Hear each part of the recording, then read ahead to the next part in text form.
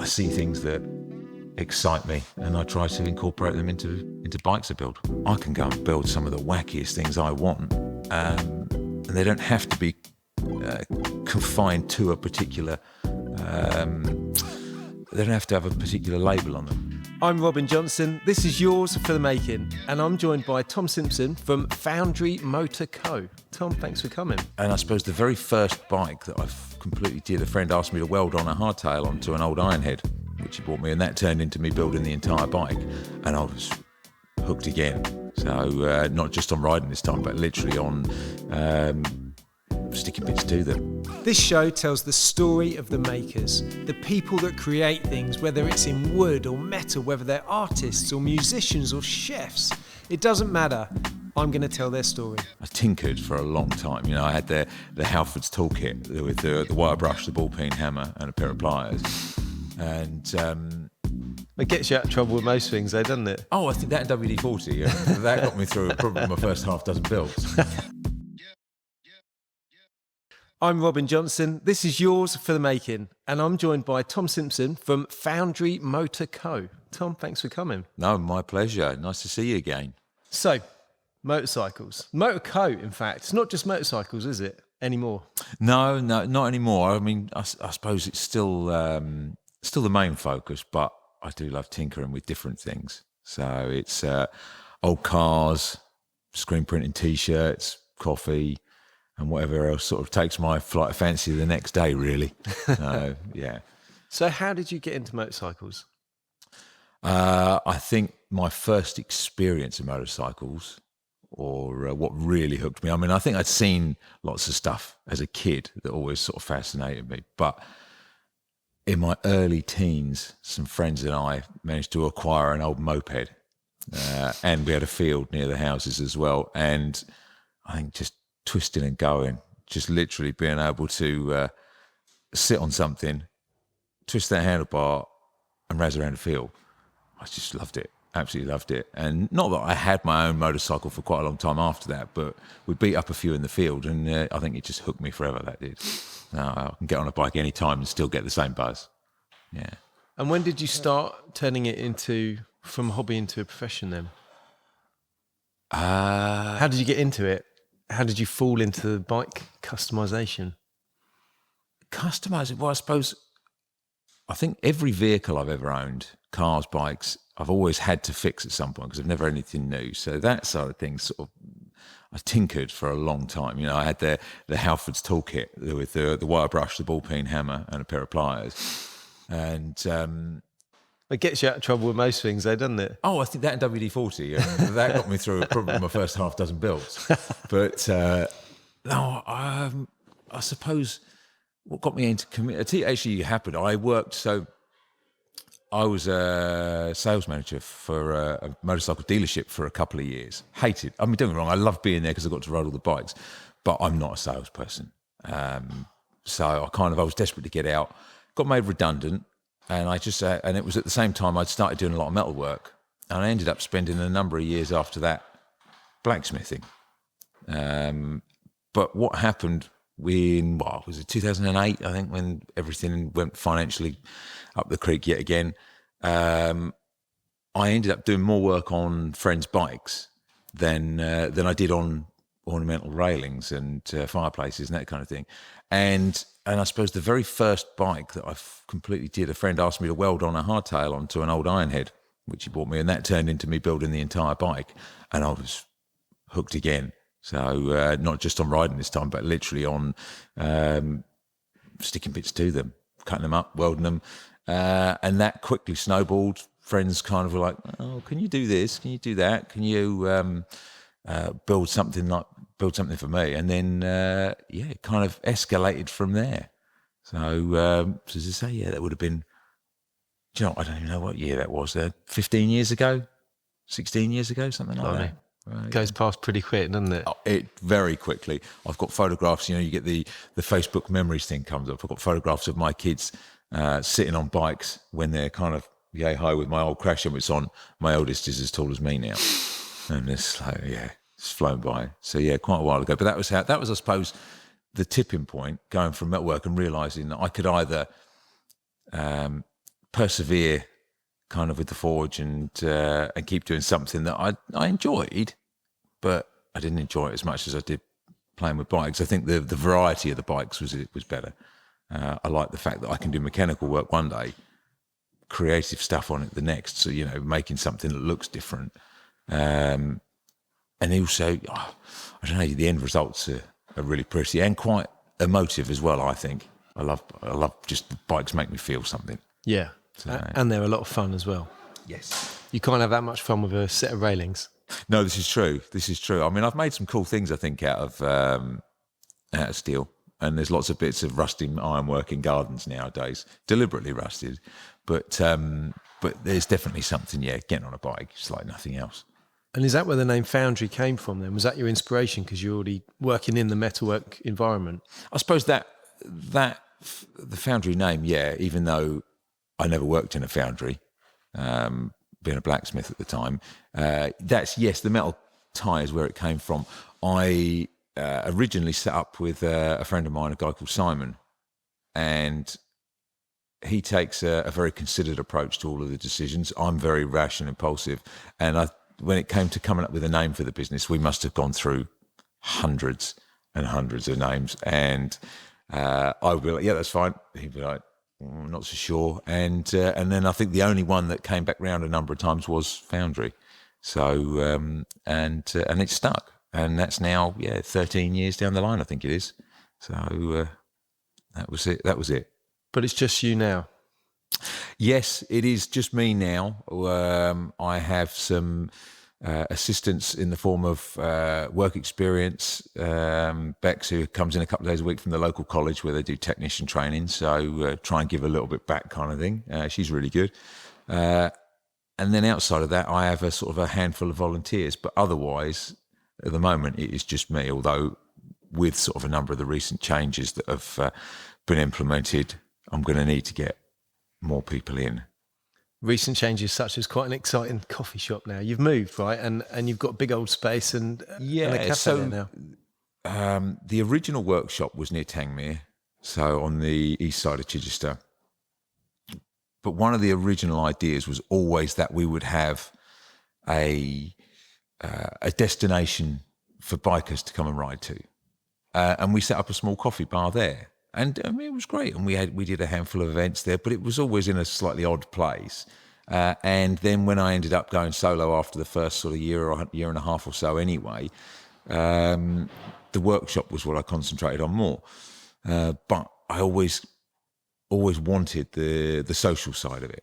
I always find it, I think like so many frustrated creatives, I can't stand doing the same thing every day. Hence there's so many sort of different things I like to work on the bikes now. So I always wanted the coffee bar. And then just about a year and a half ago now, I left the old workshop at Tangmere because I was offered this new space on the west side of Chichester, but in a much closer to the city centre industrial area. So nowhere near as pretty as the last place. You couldn't look out on rolling fields. Instead, you look out on plum centres and car dealerships now. But the building's far better and it's better located. And finally, after a year and a half of being there, we've got the new sort of destination coffee lounge opened up. It looks great. Really pleased with it and can't wait to sort of start. We'll be open last Saturday and start trying to get everybody in there now. Fantastic. And have you got any plans for events and things like that? I've got the equivalent. I've got so many, not that I smoke anymore, but I've got so many fag packet plans for all of these things. I mean, to be honest, the entire business plan was on a fag packet and still is. But the idea is, I think realistically, during the working week, I mean, where we are, there's a lot of people that work in our sort of industrial road who are crying out for a decent coffee nowadays, which you can't get where we are, or until now. And then we have the weekends where I have almost the entire parking in my area, meaning that I can have hundreds of bikes even if I wanted to. But likewise, I'm as much into my classic American cars as I am my motorcycles. So, I mean, I think actually the first time I met you, I think I picked you up in my old 30s pickup truck down in Hastings, at the Revolution show. That's right, yeah. So still got that, never sell that one. That's one of my one of my sort of children almost, that one. But yeah, it is social space.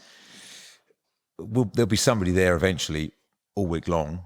But yeah, we want to get as many groups in as possible. To be honest, it's not just sort of bikes and cars. I mean, anybody that wants to come down and kind of meet other people, come and do it. And then, as you say, evening wise, I think there are so many reasons why it'd be a great idea now to have things going on a couple of evenings a week, a month, whatever.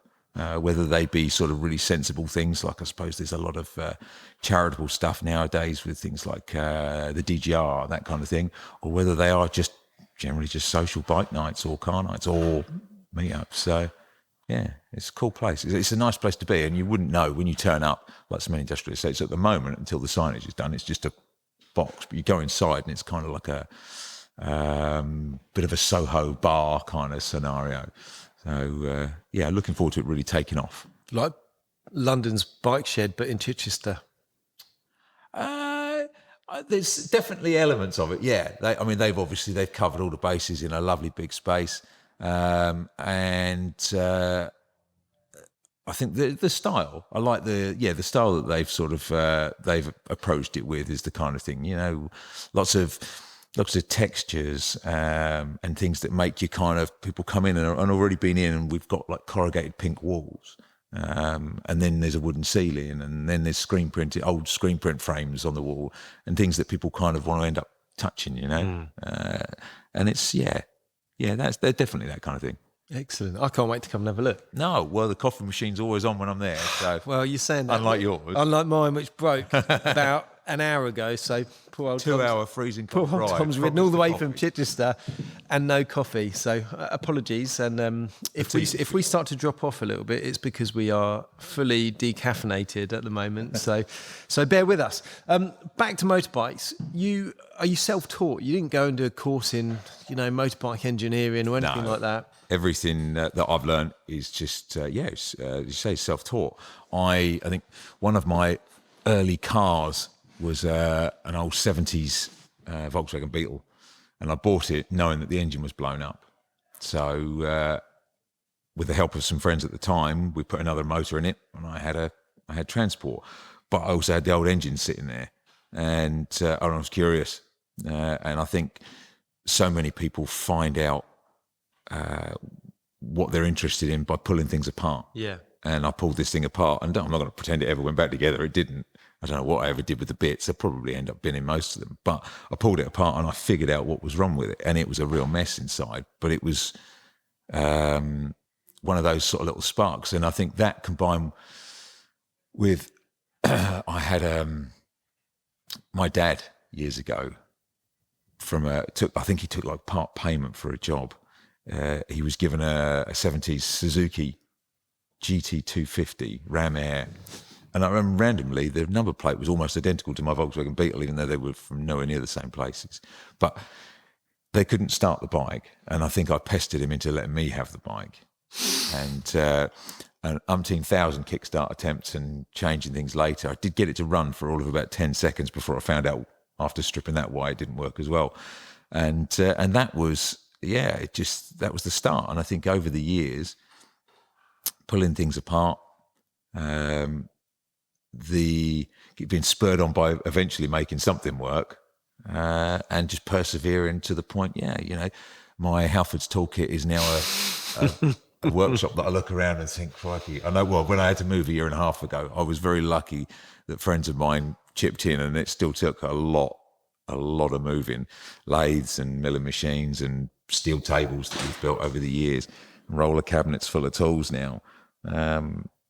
But yeah, everything's self-taught, really. I think I tend to have an idea of something and then have a go at it, and then inevitably stumble along the way. But I can tell quite quickly if I like having a go at it, and then I'll just keep going. And then there's things, I suppose I've acquired so many of these tools. I've realised that you do need to have the right tools for the right jobs. It definitely makes a difference. I'm a big advocate for that. Yeah, that's it. I see people now sort of trying to prise things apart with one chisel for everything, including using it as a screwdriver and that kind of stuff. And it's like, actually, no, get the right tool. Makes a big difference. And it looks cool when you've got them all lined up as well. Yeah, or a workshop full of them, the right tools and right machines. Exactly. I look at things differently a little bit now because we've got obviously employees and stuff, and you're paying their salary, and you think, well, how much work can you do in that hour, let's say, of what I'm paying you? And then I think, if I bought a machine that could do the same job as that and you just feed it, could you be 5 times faster? And then how long does that take to pay that machine off if you're doing that? Oh, do you know what? That makes total sense. I'm not going to pretend that I've ever been even remotely business-minded because I haven't. I'm terrible at that sort of stuff. It's all been a passion project from the start. But I do know now, having had people come and help me over the years, that if you give them the right tools and a bit of instruction, it's a lot easier. And I appreciate some people need to find their own feet with things. There's sort of, I suppose, what rites of passage, kind of like, you've got to figure out how to do this. Whereas other things, it's like, well, look, not be funny. I figured it out. You don't need to spend days and days figuring it out when I can show you this, give you this, and you'll understand it and be able to do it. Yeah. So now there's tools. I mean, I suppose I've got tools where I've kind of certain safety features have been removed because I think like angle grinders, that's it, band saws without the kind of vicious things, that kind of stuff. And I do, I don't know, I do worry sometimes when they want to use those or when they're going at them. But yeah, no, I love tools. Yeah. Yeah, I love tools. I've got some great stuff. I think I used my one of the, not a grant, I suppose. I did get a payment during COVID. Was actually a time for me. It was a bit random. I mean, it was where I was. Like I say, it was at that time. It was a beautiful area, and there was almost nobody else about. But I could still work because I was on my own in this particular place. So I did. But I also got a payment for something. I can't remember what it was. Or the rates grant or something like that. Yeah. Yeah, it was for having like small business rates relief. I got a payment for that, and I bought a new lathe. And I bought a new mill, and I bought some donor bikes, and I bought a box for the lathe, which I think was like an ex-school lathe. Oh, It was yeah, in remarkable yeah. condition, and it was one of my favourite things now. So I'm quite precious about it when people come in and use it. There's a few people that come in that I let use it, but yeah, it's great stuff, and I love being able to create with it. And you do create some quite fantastic bikes. Your bikes, I think, in my opinion, your bikes are some of the most beautiful bikes in the country. Well, I'm not going to pretend I don't appreciate you saying that. I do curl up a little bit inside when I've never been great at taking the compliments, but it is always nice when somebody tells you that they like the things that you've made, because obviously, I think whenever you make anything that you think is pretty, you want people to like it, don't you? Of course. Yeah. And I love creating things that I think are attractive, that make you want them, make you like them, and make you feel something. I think sometimes maybe I get a bit carried away and they get a bit shiny. In fact, no, I know I get carried away every time. And you have got a bit of a penchant for shiny stainless and shiny alley, haven't you? It's such a nice thing to be able to make when you can shape it and create the shapes that you can. There's a lot of work and a lot of filing, and it's good. It's quite fun for me, having over the years sort of talking about the things where you learn them yourselves. I like to hand finish everything. So whether they're stainless steel exhausts or aluminium sort of profiles or whatever, they're all finished with hand files. I've seen so many bikes that I've had to help people with over the years where they've detabbed a frame and they've got an angle grinder and a grinding disc, and they come in and the scars all over it. But I tend to have ideas for things I want to make. If I see something, if I'm working on a project and I kind of see something that I think will make it look better, inevitably either at 3 a.m. or in the shower is when the idea of how to make it will appear. It's classic. Yeah, it is. I suppose they're my Zen spaces. And then I get cracking on it and find, I've got box loads of billets of aluminium and sheets and bits and pieces like yourself, where you've got, there's materials that come in, you store stuff you can't bear to throw away and other things like that. And yeah, I love welding things together. I mean, even welding aluminium for me it's been a few years now, but it was still a relatively new thing. But I love the freedom it kind it's great, isn't it? Oh, it's amazing. Not only is it really satisfying laying down a bead like a TIG weld, it's great to then be able to shape it. And aluminium's it's not easy, but it's far easier than stainless steel to sort of make in your shape, and it polishes up beautifully and get the right type of alley, and it looks brilliant for forever as well if it's looked after. So I do like lovely paint, shiny bits of aluminium, and all of those things going together to create something beautiful. That said, my own bike is an oil drippy old Triumph with a matte black tank with a hand painted Automotive logo on there and bits that are sort of hung together on it. Is that the same one that you've had for a long time? Did you bring that to Revolution Show? Is it that one? I did, but it looked slightly different from a paint scheme. Otherwise, it's exactly the same bike. I think Brilliant. The only thing that's changed on that old Triumph. So I built that for a friend, I didn't build it for him. I built it with him.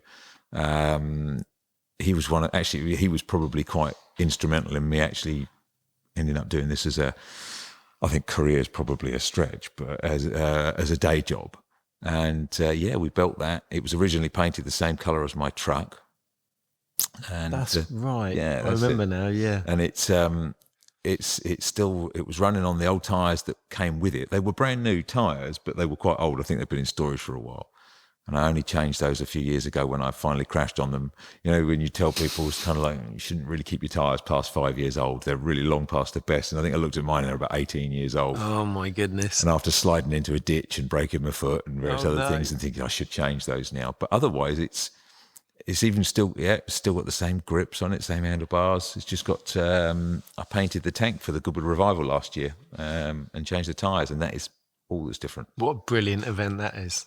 Oh, the Goodwood revival is fantastic. I think it's one of the best events in the country, isn't it? It is a spectacular event, and it's on my doorstep. So and I think having a love of a lot of things vintage is it's a bit of a no-brainer for me. I've been lucky enough that over the last few years I've had an in there with Motor, who are one of the major sponsors. I think they're, other than Goodwood, they are the major partner. And I've been supplying them sort of a bike or two to put on one of their garage stands, and then they give me tickets and hospitality and look after us. And last year we ended up in the Jackie Stewart Pavilion. They're basically being waited on and watching the racing front at the top. Oh, it was amazing. And I like getting dressed up as well. Yeah. So it was good. It's really good. Yeah, I might try and go this year, I think, if I can get tickets. Do you know what? There's always some tickets lurking around. So if you do struggle, let me know. But it's definitely a high point of the calendar. And if you haven't been in a while, I mean, I think each year I'm like, do you know what? I think I've been every year I was at the very first one. I missed a handful of years for whatever reason. And then work, I went there and I traded there a few times. And then it just ended up going. My youngest son, I think he did, was it 4 years in the row, or 4 or 5 years in a row in the pedal car race, which was brilliant fun. And then the Motor connection came along, and that's been the last 4 or 5 years as well. So, it's great. The atmosphere is brilliant. It's busy. It's really busy. I mean, I think over the weekend you get the larger part of 200,000 people through there. Wow. So, but as I say, I like old cars. I like old bikes. I love watching them race. And I like dressing up, so really, and it's there on my doorstep. I can see Goodwood, like the tops of Goodwood, where they've got the big pavilions at the horse race circuit. I can see those from my house. So it's a nice place to be. But do it. You should do it. Yeah, I will, especially if I get free tickets. So back to bikes. Where do you draw your inspiration from? Because your style is almost a tale of two halves. You've got the old oily rags style Brit bikes, hardtails, that sort of thing, the very 50s style bikes. A period bobber. Exactly. Or you've got these crazy, they're almost like retro but Blade Runner kind of inspired, very, what would you call it, like 1930s American modernist kind of designs. Do you know what? I'm not entirely sure. I mean, I know that I must plagiarize certain bits and pieces without really knowing I'm doing it, because I don't know, if I sit down to draw these bikes up and I come up with an idea, but I find things. I mean, like I've had a series of Guzzi tanks that I've used on BMWs, which we stumbled across one afternoon years ago. The combination just happened to work, but I love flowing. I suppose I love flowing Art Deco design. I love things like, I mean, like the old American streamliner trains and stuff like that.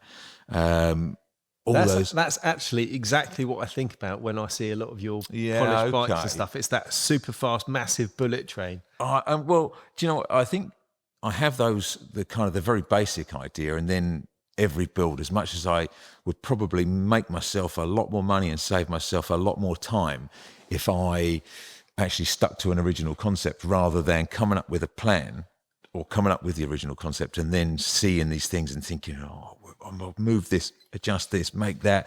And I suppose they come together. I mean, the inspiration side of things, I've always loved, like jet aircraft. And for instance, I built a BMW, which I handed over, I think, last year. I started it like 6 years ago because it was a shop build. And I bought the donor bike, had the basic ideas of what I wanted to do. I had the tank, and I even started the exhausts on it. And but being a shop project, it wasn't a priority. So it then got put on the back burner. It got moved around until someone finally was like, I want that. And I finished building the exhaust and the whole tailpiece. I love seeing the pipes flow, the lines of a bike, the proportion of a bike is so important. And the thing is, there's some amazing builders out there, guys doing some fabulous stuff.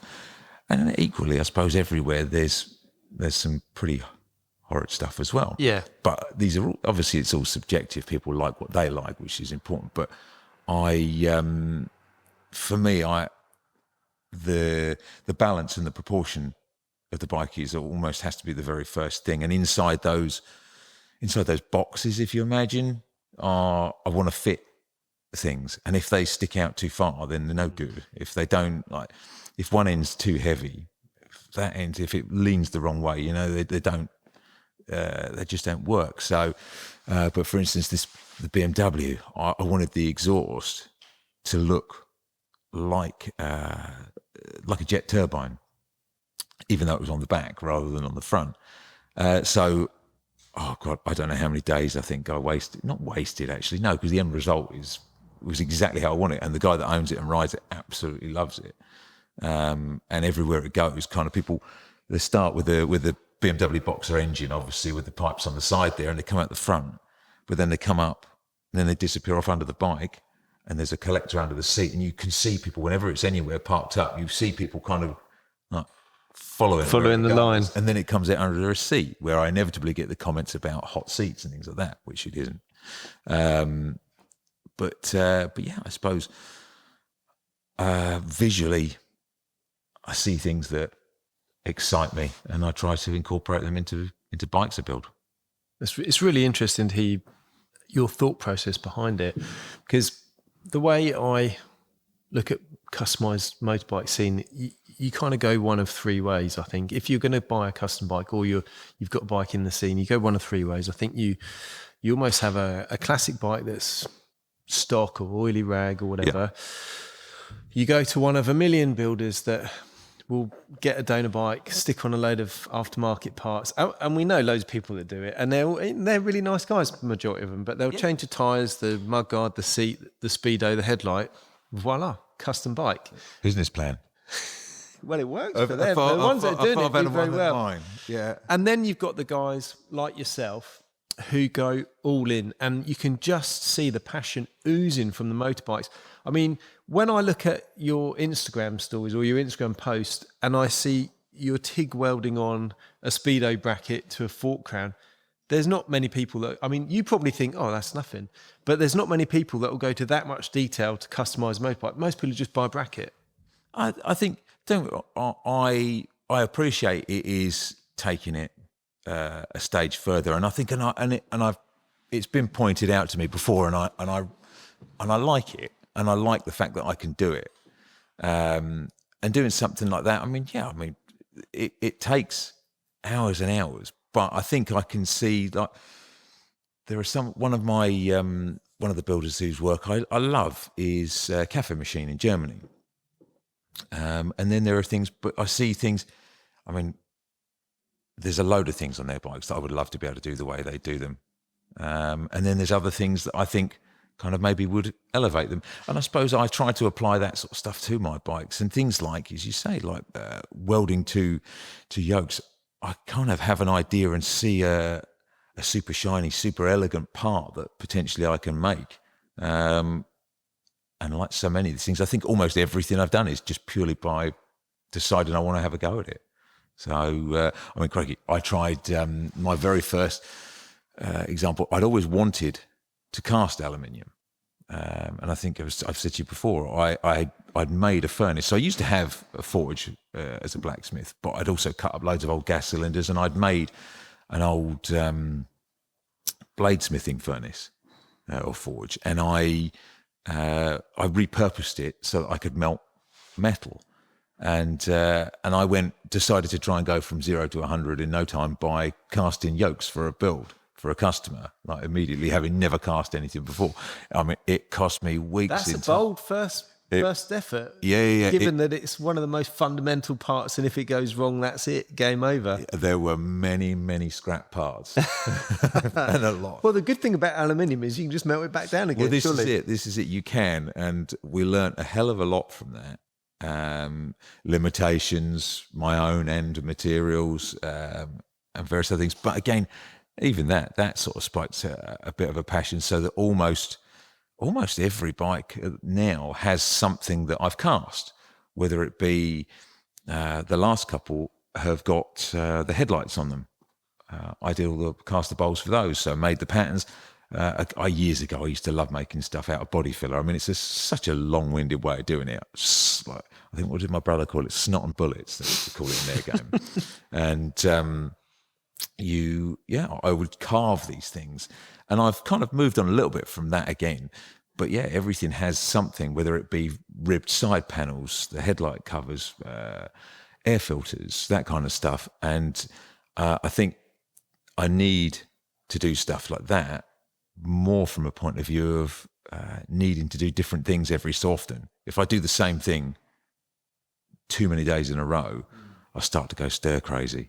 So it's like, right, I think, let's mix it up a little bit. It's like, I'll do some fabricating, spend a few weeks doing that, spend some time doing some mechanical work. And I love the stages that a build goes through when you have obviously the initial kind of gusto of tearing a bike apart, and then kind of doing a dry build and going through and applying all the lessons I've learned over the years. Like the guys that come and ask for a bit of advice when they turn up with their freshly powder coated frame they've not done any work to yet.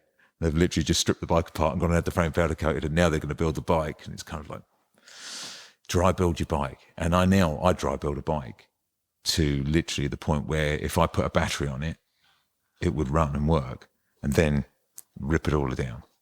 And once you've ripped it all down, it goes out. And I love the build up to that point, working a lot of things out, seeing them in the raw materials, and then stripping them down and laying them all out, and then sending them off for all the various different finishings that I can't do. And then again, you have that fun jigsaw puzzle of putting it all back together, which always takes so much longer than I remember and allow for. So, yeah, it's a lot of fun though. It looks it. I had a lot of fun when I was tinkering with motorbikes, building a few up. There was moments that I hated it, and I'd get home before I had a scissor lift. I'd get home like you. I'm not as tall as you, but I'm fairly tall, and bending over an old R75 trying to wind it. I made my own loom on that bike, and I spent weeks running individual wires and then looping them all up before I stripped it off and put the engine back in. And I would literally get home, roll up a cushion or a yoga mat or something, and just lie down with it under my back, just to try and straighten my back out from being hunched over for all that time. I think where I was very first building bikes was in what is still it's repurposed now, but my little old workshop at home in my back garden, I've got like a 20 square metre, so it looks like a little old boathouse. It's a lovely building. And I think I did the very first one on the floor. And you say, and when you're taller, you find as many excuses as you can to sit down and do the work, because otherwise you say your back ends up knackered. Then I think the first BMW that I built in there, they've got a lot to answer for, those bikes. I built a bench, and I'd pulled it apart, and then I built it back up on the bench, having not thought about how to get it off the bench. So that was... They're not the lightest of bikes. They are not the lightest of bikes, and that took several sets of hands and a very shonky ramp.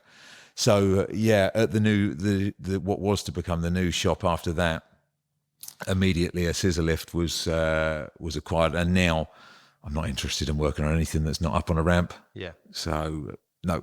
I bet your ramp's up here though, isn't it, somewhere? Do you know what? We got one ramp, and for some reason there was something odd about the geometry, so we got them to change it, and I'm still on the same ramp I got 13 years ago. Wow. And it tops out kind of, I suppose, what must be about waist height for me, maybe a little bit less, but it's doable. One day I'll treat myself to a new one that might be taller, or I don't know, or even just another one. Yeah, who knows? On the last one that I did, I had a ramp. It's the first time I've ever had a ramp. Got it up.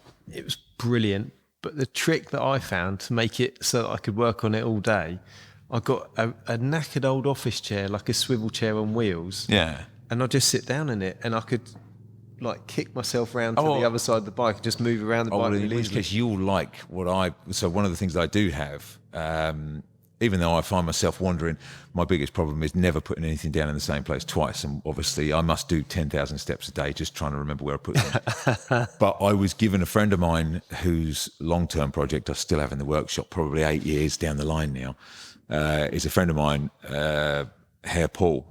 And he's a hairdresser, hence the name. He gave me years ago an old hairdresser's stool, but it was missing casters. The top was really manky.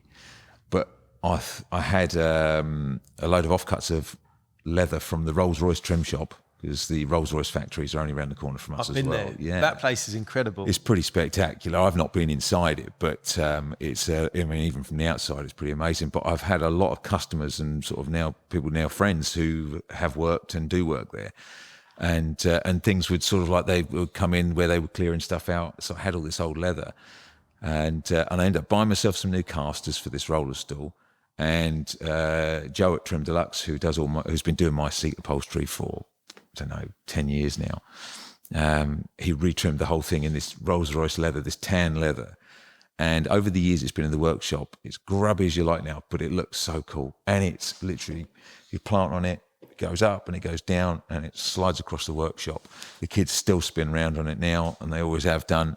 But yeah, you can get on that. Sometimes you don't want to get up. Yeah. Just roll around now and see if I can scoot along the workshop to find those tools. Yeah. What I really liked about the setup that I did, because when I TIG weld, I do it off a pedal, I don't do it off the button. Yes, likewise. And it was really nice to be able to just sit down and have my leg almost like on an accelerated pedal and just weld on the frame like that. So I tried it standing up a couple of times. It's all right if you've got like an inch or two to weld, but if you're trying to feed the rod in rather than just push it in, and you're trying to stand up and then one foot's up in the air on a pedal. TIG welding is all about being in the right position. And if you try and do, like there's some things, if you've got a MIG torch, you can kind of bend around upside down and you can hold it there and you can kind of mash your way through it, and it'll work. But if you try and TIG and you're not comfortable to start with, it just goes everywhere. And I suppose like all these things, the more you do it, the better you get. And I know, I'm nowhere near the TIG welder I would like to be. I love it. And so every now and again I get very pleased. And they're the TIGs that you see on Instagram are the ones where they went really well. Stacking dimes. Yeah, that's it. Where you say those coins have just laid out and it's like, yeah, that's nice. I'm going to put that on Instagram just so it looks like I can do it all the time. But I've always used a pedal, still do. I've got a big steel bench that I made, and yeah, just try and get myself set up there. But I try to spend periods of time welding, because I find I have to, otherwise if I do something else for a few weeks and I then need to weld again, I have to kind of get back into my stride, whereas if I'm welding solidly for a couple of weeks, by the end of it I feel great. Yeah. And I do stuff that I think looks acceptable as well.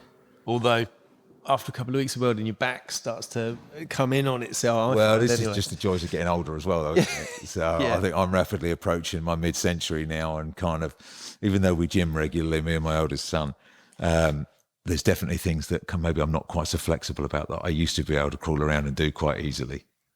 You need a good apprentice now to take the reins on that. I think, well, do you know what?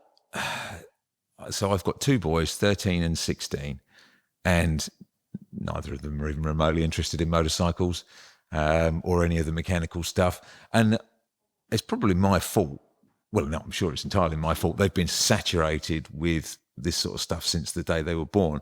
I think I can remember being at the side of the road waiting for the recovery in a 1946 Ford Super Deluxe with my son and less than a year old in the baby seat in the back of it, that kind of thing. And my old truck, whilst I was getting it on the road when I first got it, that was in the garden for a few years being worked on. There's always been bikes around, and even though every now and again they like the idea of it, they're not fussed about it yet. Maybe it will come, maybe it won't. I'm not going to force it upon them. They can both make a good coffee on the coffee machine, so that's the most important thing to start with. So, have you let them ride bikes? Yeah, I've never stopped them. We did have, or we still have, I've still got it. I was given years ago an old 80s Malaguti Grizzly, the little 50s sort of motocross two-stroke. And at the old workshop where there was a big car park at the weekends, I would let them go out and ride it around. And I had to weld the yokes back together on that several times after it went face first into buildings and things like that. But they loved it for a while, and then they outgrew it. But they've never turned around and kind of been like itching to get in it. See, I've got in the workshop, my oldest boy is old enough when we even got his first provisional license came through recently. And off the back of a scrap wagon, just as I was clearing out the old workshop, the scrap guy turned up with an old 90s B-Wiz on the back, Yamaha BWS 50. And I saw it and I was like, what are you doing with that? He was like, do you want to make me an offer? And I ended up doing a deal buying this thing for peanuts off of him, and it turned out it was like a 300 mile from new 90s B-Wiz. And my oldest boy, Elliot, we got it running.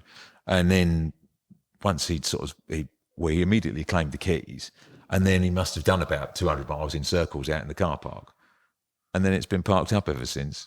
So I think you got to have a system. But I suppose like a lot of the young people now, he doesn't need to ride anywhere. But I don't know. I think had I been given a scooter at that sort of age, you wouldn't have seen me.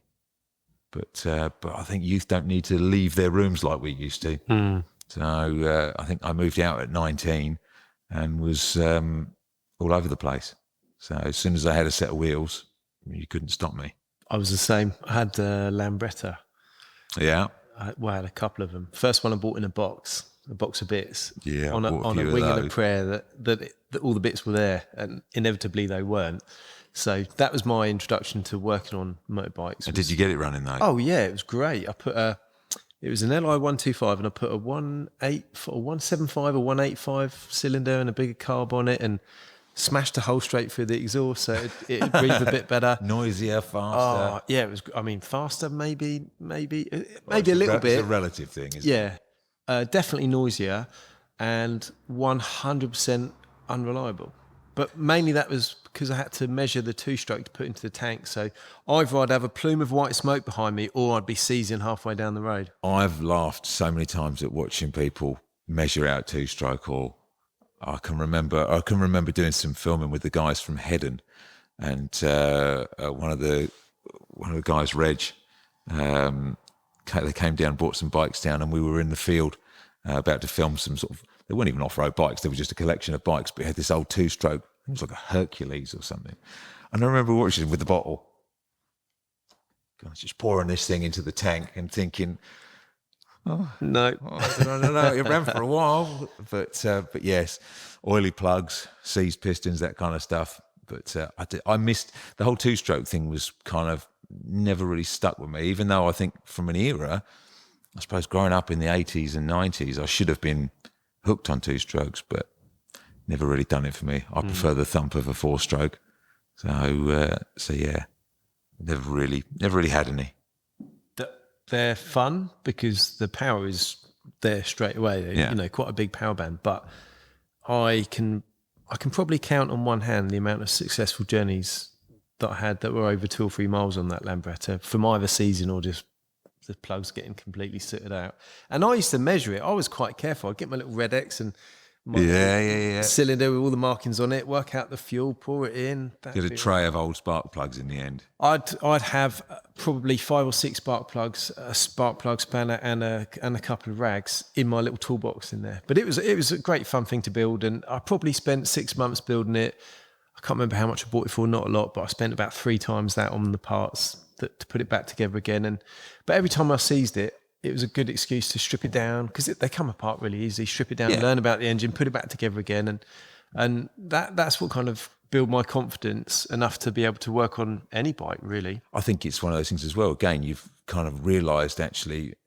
I mean, it's a job that's meant to happen. I think like a lot of the bikes, like the old Triumph. I mean, my Triumph is an old 50s T110, and back in the day they were designed. I say designed. They were meant to be maintained by the home mechanic rather than constantly at a dealership. And I think that rather than, it doesn't necessarily break down, but if you do 2 rides on it, don't think you can do a third without adjusting something or fettling something. I mean, I've chased away most of the leaks over the years, but you'll never get rid of all of them. But there's always something, and I can remember. I remember probably the most memorable one. Being out, I'd got the thing into a state of tune where it was running beautifully.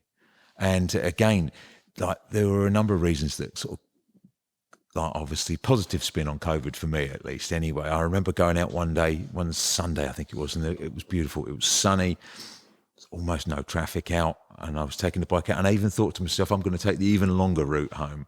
And then the next thing, this thing's chugging away. Look down, the end of the magneto's hanging off. So I end up having to ride all the way back from Chichester to Pagham where I live, with my hand holding the end of the bell on the end of the magneto. What's the throttle? And like flipping about, changing gears, thinking, crikey, that's kind of like, that's 2 rides I've been out without adjusting the carburetor or tweaking something up or topping the oil up. But I think it's part of the fun of them. Yeah, it's definitely part of the charm. It's the romance, isn't it? And new bikes don't look the same. Old bikes look a certain way, and it's very romantic. It's beautiful. It makes you think of, times gone by. And I love old bikes, but every now and again, I haven't ridden bikes for a while now, but I had a new bike or newer bike, and there was something about just getting on it, turning the key, and off you go, and being able to ride 100 miles, 200 miles without any difficulty. You'll also think about all the things that you'll be doing the rest of the day. What are you going to have for dinner that night whilst you're riding that? And what other things could you be doing? And then you'll remember you're riding a new bike because it does everything for you. Don't get me wrong, I don't dislike new bikes. I mean, there's very few new bikes I look at that stir me emotionally, But I've just ridden, obviously, to see you today on a virtually brand new, I think it's got a little over 700 miles on it now, brand new BSA Gold Star. And it's fun to ride, and it does. I mean, it's got a few Indian quirks, but it is good fun, and it is very much a turn the key, push the button, fuel injection, away you go. But I've also been test riding a bike that I've built, a Le Mans 3 from the 1980s, and it is so much more involved to ride. The feeling that you get from it, the mechanical nature of it. Yes, they're both combustion engines. One's got a computer telling the injectors how much stuff to put, how much fuel to throw in. That's got a set of carbs that I'm still setting up on it. I don't know. Yeah, they're just maybe I'm just I've just got it in my head that I love the challenge of riding something older, But it is a lot of fun. It's a lot more fun. I think I just find it's just more involved. So what's next then? You've got the cafe, or you've started the cafe. It's finding its feet, I suppose. Yeah. Still building bikes. You're gonna Yes. keep taking commissions, or are you going to work on a stock sort of bike that you want? Yeah, what I want to do, I think, just being realistic, I plough so many hours into building bikes for customers, and it makes it very hard to make a living out of that.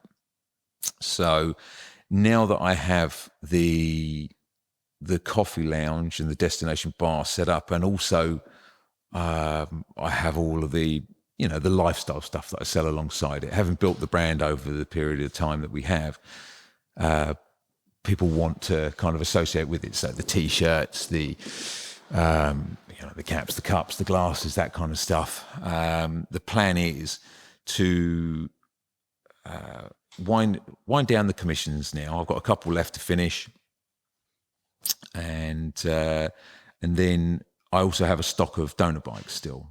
So I'll never ever stop building bikes, because that is where my passion really lies. And then sort of basically alongside sort of the day-to-day running things, bring down a bike. That way I can spend a year building a bike the way I want to build it, without anybody saying to me, I need it for this time, or is that going to be too expensive, or anything else. I can build it how I want to build it, and finish that project, do whatever with it, sell it, keep it, display it, promote it, use it as a sales tool for all the other stuff. And then occasionally there'll be a 4-wheel project. We have, we've got various old dailies. So I've got an old Dodge A100 van that I use sort of very regularly. I've got my old shop truck, which is in mid sort of rebuild at the moment. And I'm desperate to get that back on the road. That was my daily driver for 6 years. I used to take the boys to school in a 1930s Plymouth and do the school run, the tip run, the shopping run, all that kind of stuff in it. So that will be in there. And I think having interesting projects that I can work on for people to see in the workshop. So that's the idea. Solid one. Sounds like a lot of fun. There's plenty to keep me occupied. And the motorbike scene in general, custom bikes, classic bikes, whatever, maybe 10, 15 years ago, I feel like it was really at its peak. It was a lot of people that were really super keen on bikes, and the whole custom scene that came with it. There was a lot of events and things like that. Do you think it's kind of tapered off? Or do you think it's still pretty strong? Off. I think it was just new. This sector of it, 15, sort of, I suppose it sparked into life, I reckon, this scene about 15 years ago. And then 14, 13 years ago was when it was kind of, it was still very different. Don't get me wrong, there's more people involved now. What I liked about it was how it was so much more inclusive than any previous custom bike scene. So you would have people, if you saw my customer base over the last 10 years, I suppose mainly because of the cost side of things, it's middle-aged professional males predominantly.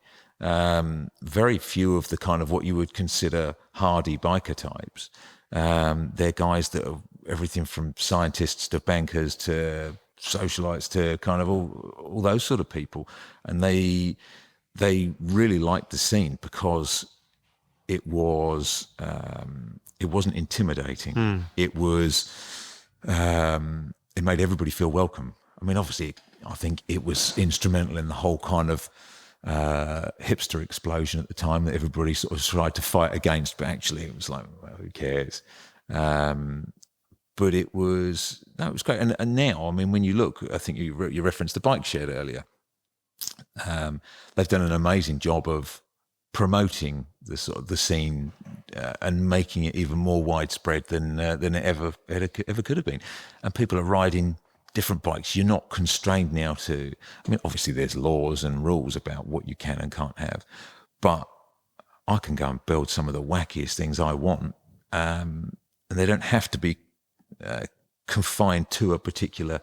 They don't have to have a particular label on them. So even though I know I would say that my favourite type of build is a cafe racer, I think, let's face it, they're not the same as they were when they used to race between the milk bars on the North Circular. My stuff is shinier, maybe a little bit wackier, a little bit, I don't know, stylised. So no, it's a cool scene. I like it. I've met I've got a lot of very good friends now that I've met through it.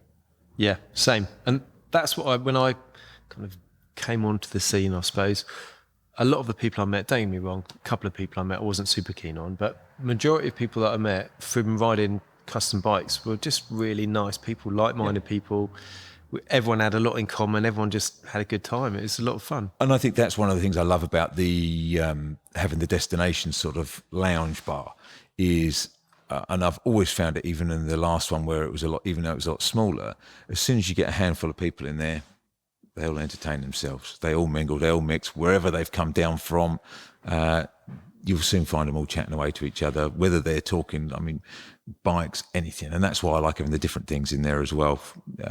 Different things to inspire people to look at, you know, books, art, bikes, whatever. So, no, it's great. It's a great scene. I like it. Very cool. Well, every guest I have asks the same question at the end. If you could go back, 18-year-old Tom, what words of wisdom would you give to him if he wanted to get into the bike scene, building custom bikes, that sort of thing? Is there any pieces of advice that you were given that really resonated, or is there anything that you wish someone had told you? I don't know, because I think everything I've ever done, I've fallen into. I've never done anything with a long-term plan.